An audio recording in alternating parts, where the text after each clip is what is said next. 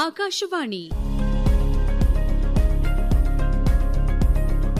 ಭರವಸೆ ಹೊನಲು ವೈದ್ಯರ ಕಿವಿ ಮಾತು ಪ್ರಾಯೋಜಿತ ಸರಣಿ. ಪ್ರಾಯೋಜಕರು ಟ್ರಸ್ಟ್ವೆಲ್ ಹಾಸ್ಪಿಟಲ್ಸ್, ಜೆಸಿ ರಸ್ತೆ, ಬೆಂಗಳೂರು. ಬೆಂಗಳೂರಿನ ಮಲ್ಟಿ ಸ್ಪೆಷಾಲಿಟಿ ಆಸ್ಪತ್ರೆ ಟ್ರಸ್ಟ್ವೆಲ್ ಹಾಸ್ಪಿಟಲ್ಸ್. ಒಂದೇ ಸೂರಿನಡಿ ಹಲವು ಸೌಲಭ್ಯಗಳು. Super speciality tertiary care hospital intra operative 3D MRI-ನೊಂದಿಗೆ ಅತ್ಯಾಧುನಿಕ ತಂತ್ರಜ್ಞಾನ ಹೊಂದಿದೆ. ಅನುಭವಿ ತಜ್ಞ ವೈದ್ಯರ ಸೇವೆ ಲಭ್ಯ. ಹಿರಿಯ ನಾಗರಿಕರಿಗೆ ಡಿಸ್ಕೌಂಟ್ ಪ್ಯಾಕೇಜ್. 24/7 emergency care. ಸುಸಜ್ಜಿತ ಪಾರ್ಕಿಂಗ್ ಸೌಲಭ್ಯ. ಟ್ರಸ್ಟ್ವೆಲ್ ಹಾಸ್ಪಿಟಲ್ಸ್, ಜೆಸಿ ರಸ್ತೆ, ಬೆಂಗಳೂರು. ಹೆಚ್ಚಿನ ಮಾಹಿತಿಗೆ 45666777. ಟ್ರಸ್ಟ್ವೆಲ್ ಹಾಸ್ಪಿಟಲ್ಸ್. ಕೇಳಿ ಪ್ರಾಯೋಜಿತ ಸರಣಿ ಭರವಸೆ ಹೊನಲು. ಶ್ರೋತೃಗಳೇ ನಮಸ್ಕಾರ. ಭರವಸೆ ಹೊನಲು ಸರಣಿ ಕಾರ್ಯಕ್ರಮದಲ್ಲಿ ಇವತ್ತು ನಮ್ಮ ಜೊತೆ ಇದ್ದಾರೆ ಡಾಕ್ಟರ್ ದಿಲೀಪ್ ಸಿ ಧನಪಾಲ್, ಯೂರೋಲಜಿಸ್ಟ್ ಅಂದರೆ ಮೂತ್ರಶಾಸ್ತ್ರಜ್ಞರು, ಟ್ರಸ್ಟ್ವೆಲ್ ಹಾಸ್ಪಿಟಲ್ಸ್. ಡಾಕ್ಟರ್ ನಮಸ್ಕಾರ, ಕಾರ್ಯಕ್ರಮಕ್ಕೆ ಸ್ವಾಗತ. ನಮಸ್ಕಾರ. ನೋಡಿ, ಸಂಸಾರ ಗುಟ್ಟು ವ್ಯಾಧಿ ರಟ್ಟು ಅಂತ ಹೇಳ್ತಾರೆ. ಆದ್ರೆ ಕೆಲವೊಂದು ಆರೋಗ್ಯಕ್ಕೆ ಸಂಬಂಧಪಟ್ಟಂತಹ ಸಮಸ್ಯೆಗಳ ಬಗ್ಗೆ ಮಾತಾಡೋದಕ್ಕೆ ನಾಚಿಕೆ ಪಟ್ಕೊಳ್ತಾರೆ, ಹೇಳ್ಕೊಳ್ಳೋದಕ್ಕೆ ಮುಜುಗರ ಪಡ್ತಾರೆ.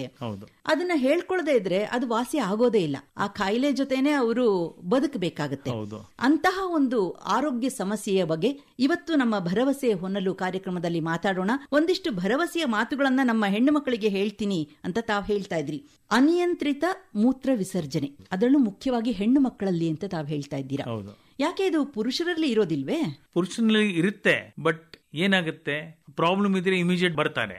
ಲೇಡೀಸ್ ಸಮೋ ಅವ್ರಿಗೆ ಅನ್ಸುತ್ತೆ ಕ್ಯೂರ್ ಆಗುತ್ತೆ, ಅದು ಯೂಶಲಿ ಕ್ಯೂರ್ ಆಗಲ್ಲ. ಅಂದ್ರೆ ಪುರುಷರಲ್ಲೂ ಈ ಅನಿಯಂತ್ರಿತ ಮೂತ್ರ ವಿಸರ್ಜನೆಯ ತೊಂದರೆ ಇರುತ್ತೆ. ಇದು ಮಹಿಳೆಯರಲ್ಲಿ ಯಾಕೆ ಜಾಸ್ತಿ ಅಂತೀರಾ? ಒಂದ್ ಪ್ರಾಬ್ಲಮ್ ಅಂದ್ರೆ ಲೇಡೀಸ್ ನಲ್ಲಿ ಯೂರಿನ್ ಪ್ಯಾಸೇಜ್, ಯುರಿಥ್ರಾ ಅಂತ ಹೇಳ್ತೀವಿ, ಅದು ಸ್ವಲ್ಪ ಶಾರ್ಟ್ ಇರುತ್ತೆ ಆಸ್ ಕಂಪೇರ್ಡ್ ಟು ಜೆಂಟ್ಸ್. ಅವ್ರದ್ದು ಕಂಟ್ರೋಲಿಂಗ್ ವಾಲ್ವ್ ಸ್ವಲ್ಪ basically not as strong gents ತರ. ಆಮೇಲೆ ಲೇಡೀಸ್ ನಲ್ಲಿ ಪ್ರಾಬ್ಲಮ್ ಶುರು ಆಗುತ್ತೆ from birth to late stage in life. ಆದ್ರೆ ಸಾಮಾನ್ಯವಾಗಿ ನಾವು ಕೇಳೋದು ಇದನ್ನ ಒಂದು 50 ವರ್ಷ ಆದ ನಂತರ ಈ ಒಂದು ಸಮಸ್ಯೆಗಳು ಬರುತ್ತೆ. ಅದು ಬೇರೆ ಬೇರೆ ಕಾರಣದಿಂದ. ಬೈ ಬರ್ತ್ ಇದ್ರೆ ಸಮ್ ಅನಾಮಲಿ ಇರುತ್ತೆ, ವಾಲ್ವ್ ಚೆನ್ನಾಗಿರಲ್ಲ, ಕಿಡ್ನಿ ಯೂರಿಟರ್ ಡ್ರೈನೇಜ್ ಸರಿಯಾಗಿರಲ್ಲ, ಅಂದ್ರೆ ಹುಟ್ಟುತ್ತಾನೆ ಈ ಸಮಸ್ಯೆ ಇರುವ ಸಾಧ್ಯತೆಗಳು ಇದೆ. ಹೌದು, ತುಂಬಾ ರೇರ್ ಅದು. ಪೇಷಂಟ್ ಬಂದ್ರೆ ಪ್ರಾಪರ್ ಹಿಸ್ಟ್ರಿ ತಗೋಬೇಕು, ಏನ್ ಎಷ್ಟು ದಿವಸದಿಂದ ಇದೆ ತೊಂದರೆ. ಕಾಮನೆಸ್ಟ್ ಅಂದ್ರೆ ಇನ್ಫೆಕ್ಷನ್ ಇಂದ ಲೀಕೇಜ್ ಆಗೋದು, ಯೂರಿನರಿ ಇನ್ಫೆಕ್ಷನ್ ಆಗುತ್ತೆ, ಅವಾಗ ತುಂಬಾ ತೊಂದರೆ ಆಗುತ್ತೆ, ಉರಿ ಇರುತ್ತೆ, ನಾವು ಟ್ರೀಟ್ಮೆಂಟ್ ಕೊಡ್ತೀವಿ, ಚೆನ್ನಾಗ್ ಆಗ್ತಾರೆ, ಬಟ್ ಅರ್ಜೆನ್ಸಿ ಇದ್ದೇ ಇರುತ್ತೆ. ವಿದೌಟ್ ಕಾರಣ ಅರ್ಜೆನ್ಸಿ ಅಂದ್ರೆ ನಾವು ಏನ್ ಹೇಳ್ತೀವಿ ಅಂದ್ರೆ ಓವರ್ ಆಕ್ಟಿವ್ ಬ್ಲಾಡರ್, ಅಂದ್ರೆ ಕಾರಣನೇ ಇಲ್ಲ, bladder for some reason over active ಇದೆ, ಸೊ ಹೋಗ್ಬೇಕು. ಅಂದ್ರೆ ಮೂತ್ರವನ್ನ ಹಿಡಿದಿಟ್ಕೊಳ್ಳುವಂತಹ ಒಂದು ಶಕ್ತಿ ಇರೋದಿಲ್ಲ, ಅದಕ್ಕೆ ಇರುತ್ತೆ, ಬಟ್ ಆ ಲೇಟೆಂಟ್ ಪೀರಿಯಡ್ ಇರಲ್ಲ. ಅದಕ್ಕೆ ಸ್ವಲ್ಪ 200-250 ml ಬಂದ ತಕ್ಷಣ ಹೋಗ್ಬೇಕು. ಕೆಲವು ಟೈಮ್ ಬಾತ್ರೂಮ್ ಹೋಗೋ ತನಕನೇ ಲೀಕ್ ಆಗ್ಬಿಡ್ತಾರೆ, ಅವಾಗ ಟ್ರೀಟ್ಮೆಂಟ್ ಬೇಕೇ ಬೇಕು. ನೌ ಡೇಸ್ ತುಂಬಾ ಒಳ್ಳೆ ಟ್ರೀಟ್ಮೆಂಟ್ ಸಿಕ್ಕಿದೆ. ಈ ಚಿಕಿತ್ಸೆಯ ಬಗ್ಗೆ ಆಮೇಲೆ ಮಾತಾಡೋಣ. ಆದ್ರೆ ಈ ಮಹಿಳೆಯರಲ್ಲಿ ಅನಿಯಂತ್ರಿತ ಮೂತ್ರ ವಿಸರ್ಜನೆಗೆ ಕಾರಣಗಳು ಏನು ಅಂತೀರಾ? ಹಾಗಿದ್ರೆ ಲೀಕೇಜ್ ಆಗೋದು ಪ್ರಾಬ್ಲಮ್ ಬೇರೆ ಬೇರೆ ಕಾರಣ ಇರುತ್ತೆ. ಒಂದ್ ಕಾರಣ ಅಂದ್ರೆ ಮಲ್ಟಿಪಲ್ ಡೆಲಿವರೀಸ್, ವೇಟ್, ಒಬೆಸಿಟಿ, ಅವಾಗ ಬ್ಲಾಡರ್ ಜರ್ಕೊಂಡಿರುತ್ತೆ, ಕೆಳಗಡೆ ಬಂದ್ಬಿಡುತ್ತೆ. ಅವಾಗ ಏನಾಗುತ್ತೆ, ಕಂಟ್ರೋಲ್ ಒಳ್ಳೆದಿರುತ್ತೆ, ಬಟ್ ಕೆಮ್ಮಿದ್ರೆ, ಸೀನಿದ್ರೆ, ಮಲ್ಕೊಂಡಿರ್ತಾರೆ, ಸಡನ್ ಆಗಿ ಕೂತ್ಕೊಂಡಿದ್ರೆ ಅವಾಗ ಲೀಕ್ ಆಗುತ್ತೆ. ಸ್ವಲ್ಪ ವೇಟ್ ಅವಾಗ ಕೂಡ ಲೀಕ್ ಆಗುತ್ತೆ. ಅದರಿಂದ ಏನಾಗುತ್ತೆ, ಪಾಪ ಅವ್ರಿಗೆ ತುಂಬಾ ಬೇಜಾರಾಗುತ್ತೆ. 1 or 2 ಡ್ರಾಪ್ಸ್ ಆದ್ರೆ ಏನು ಇಗ್ನೋರ್ ಮಾಡ್ತಾರೆ, ಬಟ್ ಜಾಸ್ತಿ ಆದ್ಮೇಲೆ ಬಟ್ಟೆ ಎಲ್ಲ ಸ್ಮೆಲ್ ಆಗುತ್ತೆ. ಅವ್ರ ಮನ್ಸಿನಲ್ಲಿ ಏನ್ ಬರುತ್ತೆ, ನಾನ್ ಬಾತ್ರೂಮ್ ಹೋಗಿ ಬರ್ತೀನಿ, ಅವಾಗ ಲೀಕ್ ಆಗಲ್ಲ. ಅದಕ್ಕೆ ಪದೇ ಹೋಗ್ತಾ ಇರ್ತಾರೆ. ಲೈಫ್ ಸ್ಟೈಲ್ ಚೇಂಜ್ ಆಗುತ್ತೆ ಅವ್ರದ್ದು. ಏನಂದ್ರೆ ಎಲ್ಲಿ ಮದುವೆಗೆ ಹೋಗ್ಬೇಕು, ಫಸ್ಟ್ ಮನೆಯಲ್ಲಿ ಮಾಡ್ತಾರೆ, ಅಲ್ಲಿ ಹೋದ ತಕ್ಷಣ ಫಸ್ಟ್ ಬಾತ್ರೂಮ್ ಎಲ್ಲಿದೆ ಹುಡುಕ್ತಾರೆ. ಲಾಂಗ್ ಡಿಸ್ಟೆನ್ಸ್ ಹೋಗ್ಬೇಕಾದ್ರೆ ಬಸ್ ನಲ್ಲಿ ಬರ್ಲಿಕ್ಕೆ ರೆಡಿ ಇರಲ್ಲ, ಟ್ರೈನ್ ನಲ್ಲಿ ಇದ್ರೆ ಪರವಾಗಿಲ್ಲ. ಆ ತರ ಲೈಫ್ ಸ್ಟೈಲ್ ಅವರೇ ಚೇಂಜ್ ಮಾಡ್ಕೊಳ್ತಾರೆ. But it is a small problem, it can easily be treated. ಎಷ್ಟು ಸುಲಭವಾಗಿ ಹೇಳ್ಬಿಟ್ರಿ, ಸಣ್ಣ ತೊಂದರೆ ಏನ್ಬಿಟ್ಟು. ಆದ್ರೆ ಮಹಿಳೆಯರು ಇದ್ರ ಬಗ್ಗೆ ಎಷ್ಟು ತಲೆ ಕೆಡಿಸ್ಕೊಳ್ತಾರೆ ಅಂತಂದ್ರೆ, ಹೊರಗಡೆ ಹೇಳ್ಕೊಳ್ಳೋದಿಲ್ಲ ಅವರು, ಈ ತರ ನನಗೆ ತೊಂದರೆ ಆಗ್ತಾ ಇದೆ ಅಂತ ಅಂದ್ಬಿಟ್ಟು. ಅದು ಸಿಂಪಲ್, ಯಾಕಂದ್ರೆ ಅದಕ್ಕೆ ಟ್ರೀಟ್ಮೆಂಟ್ ಇದೆ, ಅವ್ರಿಗೆ ಗೊತ್ತಿಲ್ಲ, ಕಾರಣ ಇದೆ, ಟ್ರೀಟ್ಮೆಂಟ್ ಇದೆ. ಒಂದು ಭರವಸೆಯನ್ನ ಕೊಡ್ತಾ ಇದ್ದೀರಾ, ಇದಕ್ಕೆ ಚಿಕಿತ್ಸೆ ಇದೆ, ಬನ್ನಿ ನಮ್ಮ ಹತ್ರ, ಇದಕ್ಕೆ ಚಿಕಿತ್ಸೆಯನ್ನ ಕೊಡ್ತೀವಿ ಅಂತ ಹೇಳ್ತಾ ಇದ್ದೀರಾ. ಏನ್ ಚಿಕಿತ್ಸೆ ಕೊಡ್ತೀರಾ? ಇದಕ್ಕೇನ್ ಮಾತ್ರೆ ಕೊಟ್ಟರೆ ಸರಿಯಾಗುತ್ತಾ? ಮೈಲ್ಡ್ ಕೇಸಸ್ ನಲ್ಲಿ ನಾವು ಏನ್ ಹೇಳ್ತೀವಿ ಅಂದ್ರೆ, ಸ್ವಲ್ಪ ಪ್ರೆಗ್ನೆನ್ಸಿಲಿ ನಾವು ಕೀಗಲ್ಸ್ ಎಕ್ಸರ್ಸೈಸಸ್ ಅಂತ ಹೇಳ್ತೀವಿ, ಇಲ್ಲಾಂದ್ರೆ ಅಂದ್ರೆ ಹಾಟ್ ಸಿಟ್ಸ್ ಬಾತ್ ತಗೊಳ್ಳಿ, ಅವ್ರಿಗೆ ಸ್ವಲ್ಪ ಎಕ್ಸರ್ಸೈಸ್ ಹೇಳ್ತೀವಿ. ಆಮೇಲೆ ಸ್ವಲ್ಪ ಲೈಫ್ ಸ್ಟೈಲ್ ಮಾಡಿಫಿಕೇಶನ್ ಹೇಳ್ತೀವಿ. ರಾತ್ರಿ ಸ್ವಲ್ಪ ಊಟ ಜಲ್ದಿ ಮಾಡ್ಕೊಳ್ಳಿ 7-7:30. ಆಮೇಲೆ ಜಾಸ್ತಿ ನೀರು ಕುಡಿಯೋದು ಬೇಡ, ಅಂದ್ರೆ ಮಧ್ಯರಾತ್ರಿ ಪದೇ ಎದ್ದೇಳೋದು ಬೇಡ. ಸ್ವಲ್ಪ ಸಿಂಪ್ಟಮ್ ಜಾಸ್ತಿ ಆದ್ಮೇಲೆ ಆವಾಗ ಮಾತ್ರೆ ಬೇಕಾಗುತ್ತೆ. ಅದಕ್ಕೆ ನಾವು ಏನ್ ಹೇಳ್ತೀವಿ, ಒಂದು ಡೈರಿ ಮೇಂಟೈನ್ ಮಾಡಿ.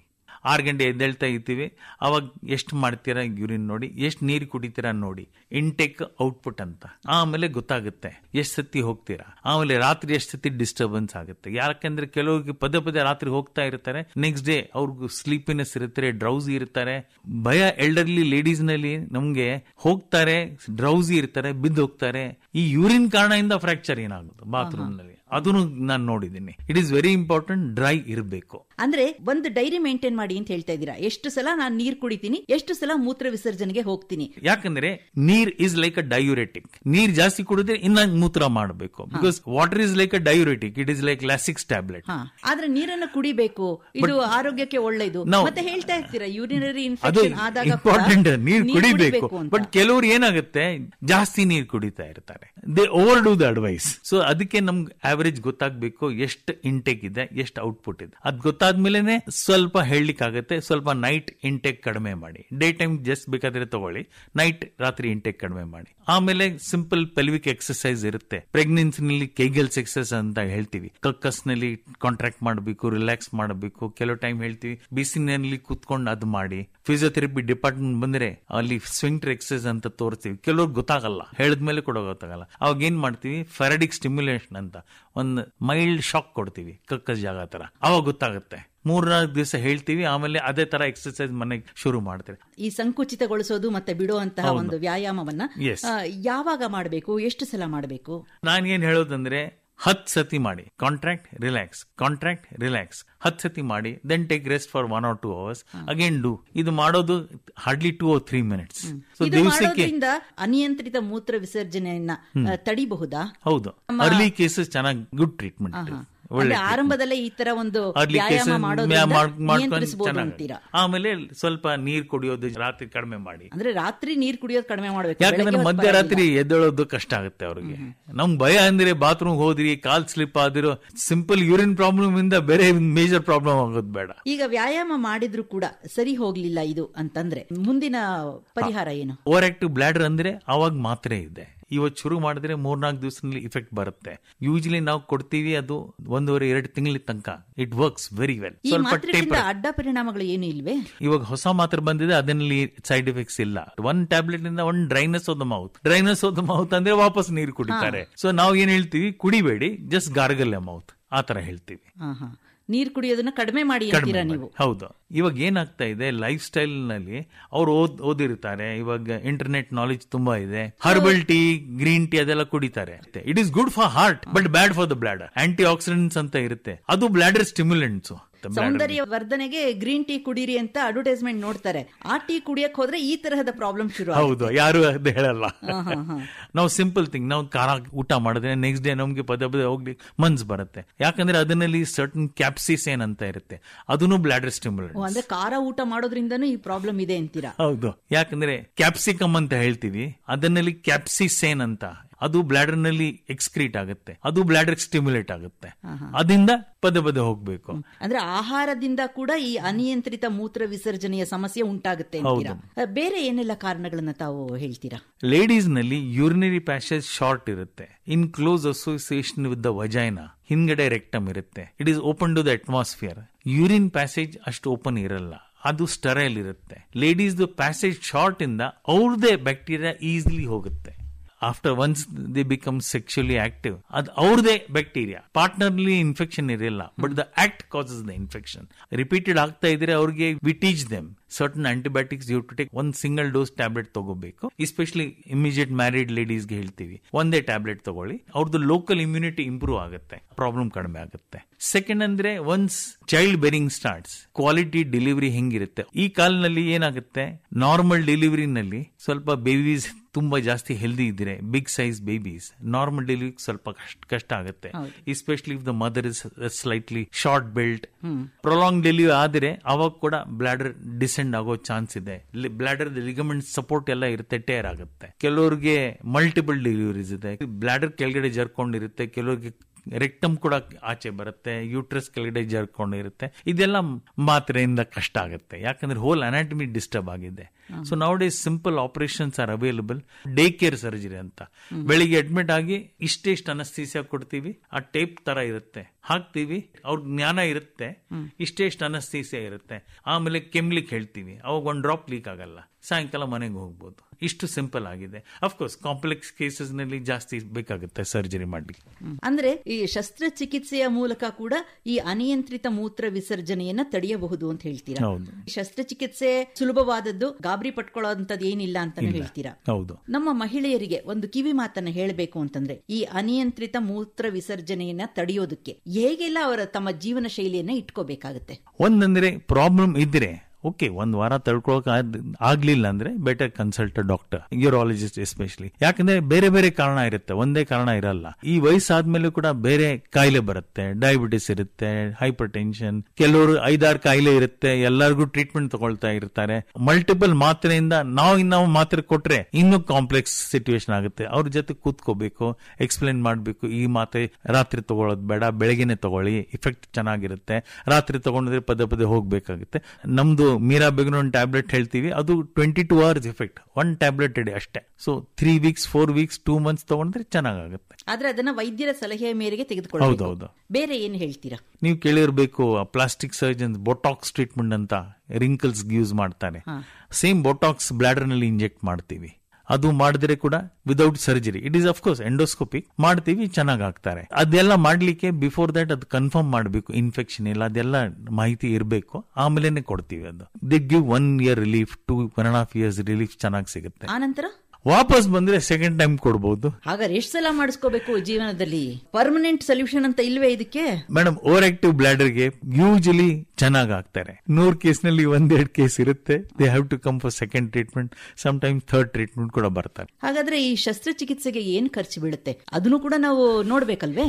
ಆಕ್ಚುಲಿ ಖರ್ಚಂದ್ರೆ tape the cost. There are 3 types of tapes. Imported tapes ಇದೆ, ಅದು 35,000 ಟೇಪ್ಗೆ ಕಾಸ್ಟ್ ಆಗುತ್ತೆ. ಲೋಕಲ್ ಮ್ಯಾನುಫ್ಯಾಕ್ಚರ್ಡ್ ಟೇಪ್ಸ್ ಇದೆ, they cost around 15,000 to 16,000 rupees. ನಾನೇ ನಮ್ ಟೇಪ್ ಮಾಡಿದ್ದೀನಿ, it cost only 800 rupees. But lifelong cure ಇರುತ್ತೆ. ಮನಸ್ಸು ಬಿಚ್ಚಿ ತಮ್ಮ ತೊಂದರೆಯನ್ನ ವೈದ್ಯರ ಹತ್ರ ಹೇಳ್ಕೊಂಡಾಗ ಮಾತ್ರ ಇದಕ್ಕೆ ಒಂದು ಪರಿಹಾರ ಸಿಗುತ್ತೆ. ಜೀವನ ಪೂರ್ತಿ ಅವರು ಇದ್ರ ಜೊತೆನೆ ಬದುಕುವಂತ ಅವಶ್ಯಕತೆ ಇಲ್ಲ. ಈಗ ವಿಜ್ಞಾನ ಎಷ್ಟು ಮುಂದುವರೆದಿದೆ ಅಂತಂದ್ರೆ ಇದಕ್ಕೆ ನೀವು ಶಸ್ತ್ರಚಿಕಿತ್ಸೆಯ ಮೂಲಕ ಕೂಡ ಇದನ್ನ ನೀವು ನಿಲ್ಲಿಸಬಹುದು. ಜೊತೆಗೆ ಮಾತ್ರೆಗಳು ಕೂಡ ಇದೆ ಇದಕ್ಕೆ. ಇಲ್ಲ ಅಂತಂದ್ರೆ ವ್ಯಾಯಾಮದ ಮೂಲಕ ಕೂಡ ಇದನ್ನ ಸರಿ ಮಾಡ್ಕೋಬಹುದು ಅನ್ನುವಂತಹ ಭರವಸೆಯ ಮಾತುಗಳನ್ನ ಆಡಿದ್ದೀರಾ. ಏನಾಗ್ತಾ ಇದೆ ಅಂದ್ರೆ, ನಾನು ನೋಡ್ತಾ ಇದ್ದೀನಿ ಈ ಲೀಕೇಜ್ ಪ್ರಾಬ್ಲಮ್ ಇಂದ ಬೇರೆ ಎಲ್ಲರೂ ದೇ ಆರ್ ಬಿಕಮಿಂಗ್ ಮಿಲಿಯನರ್ಸ್. ಸುಮ್ನೆ ಪ್ಯಾಡ್ ಇನ್ವೆಂಟ್ ಮಾಡ್ತಾರೆ. Why do you want to wear all those panties? ಎಲ್ಲ simple, get it solved, you don't have to wear that. ಅಂದ್ರೆ ಈ ಪ್ಯಾಡ್ ಗಳನ್ನ ಹಾಕೊಳ್ಳೋದ್ರಿಂದ ಇದಕ್ಕೆ ಸಮಸ್ಯೆ ಪರಿಹಾರ ಆಗೋಲ್ಲ. ಟೆಂಪರರಿ ಯೂಸ್ ಮಾಡಬಹುದು, but not as a long term. Doctor Dilip C Dhanpal ಅವರೇ, ನಿಮ್ಮ ಭರವಸೆಯ ಮಾತುಗಳು ನಮ್ಮ ಹೆಣ್ಣು ಮಕ್ಕಳಿಗೆ ಒಂದು ಧೈರ್ಯವನ್ನ ಕೊಟ್ಟಿದೆ. ಇದ್ರ ಬಗ್ಗೆ ನಮ್ಮ ಹೆಣ್ಮಕ್ಳು ಕೂಡ ಯೋಚನೆ ಮಾಡ್ತಾರೆ. ಈ ಒಂದು ಸಮಸ್ಯೆಯಿಂದ ಜೀವನ ಪರ್ಯಂತ ಕಷ್ಟಪಡೋ ಬದಲು ಇದಕ್ಕೆ ಒಂದು ಪರಿಹಾರ ಇದೆ ಅನ್ನೋದನ್ನ ಅವರು ಕೂಡ ಕಂಡುಕೊಳ್ತಾರೆ ಅಂತ ಭಾವಿಸೋಣ. ಕಾರ್ಯಕ್ರಮದಲ್ಲಿ ಮಾಹಿತಿಯನ್ನ ಮಾಡಿಕೊಟ್ಟಿದ್ದಕ್ಕೆ ನಿಮಗೆ ಧನ್ಯವಾದಗಳು. ನಮಸ್ಕಾರ. ನಮಸ್ಕಾರ. Thank you. ಭರವಸೆ ಹೊನಲು ವೈದ್ಯರ ಕಿವಿ ಮಾತು ಪ್ರಾಯೋಜಿತ ಸರಣಿ ಕೇಳಿದಿರಿ. ಭಾಗವಹಿಸಿದ್ದವರು ಡಾಕ್ಟರ್ ದಿಲೀಪ್ ಸಿ ಧನ್ಪಾಲ್, ಮೂತ್ರಶಾಸ್ತ್ರಜ್ಞರು, ಟ್ರಸ್ಟ್ವೆಲ್ ಹಾಸ್ಪಿಟಲ್ಸ್, ಬೆಂಗಳೂರು. ಇವರೊಂದಿಗೆ ಎಂಎಸ್ ಅನುಪಮಾ, ಪ್ರಸ್ತುತಿ ಎವಿ ವಿನೋದ್ ಕುಮಾರ್. ಈ ಕಾರ್ಯಕ್ರಮದ ಪ್ರಾಯೋಜಕರು ಟ್ರಸ್ಟ್ವೆಲ್ ಹಾಸ್ಪಿಟಲ್ಸ್, ಜೆಸಿ ರಸ್ತೆ, ಬೆಂಗಳೂರು. ನಮಸ್ಕಾರ.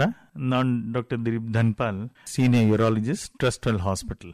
ಯೂರಿನ್ ಲೀಕೇಜ್ ಮೆಡಿಕಲ್ ಟರ್ಮ್ ನಲ್ಲಿ ಯೂರಿನರಿ ಇನ್ಕಾಂಟಿನೆನ್ಸ್ ಅಂತ ಹೇಳ್ತೀವಿ. ಬೇರೆ ಬೇರೆ ಕಾರಣ ಅಂತ ಇರುತ್ತೆ. ಇದಕ್ಕೆ ಸಿಂಪಲ್ ಟ್ರೀಟ್ಮೆಂಟ್ ಇದೆ, ಮಾತ್ರೆ ಇದೆ, ಎಕ್ಸರ್ಸೈಸ್ ಇದೆ. ಕಾಂಪ್ಲೆಕ್ಸ್ ಕೇಸಸ್ ಅಲ್ಲಿ ಸರ್ಜರಿನೂ ಮಾಡಬಹುದು.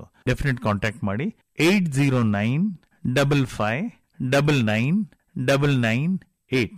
ರಿಪೀಟ್ ಮಾಡ್ತೀನಿ, 80955999998. ನಾನು doctor Dilip C Dhanpal. Thank you. ರಾಜ್ಯವ್ಯಾಪಿ ಪ್ರಸಾರವಾದ ಈ ಕಾರ್ಯಕ್ರಮ ಆಕಾಶವಾಣಿ ವಾಣಿಜ್ಯ ಪ್ರಸಾರ ಕೇಂದ್ರದ ಕೊಡುಗೆ.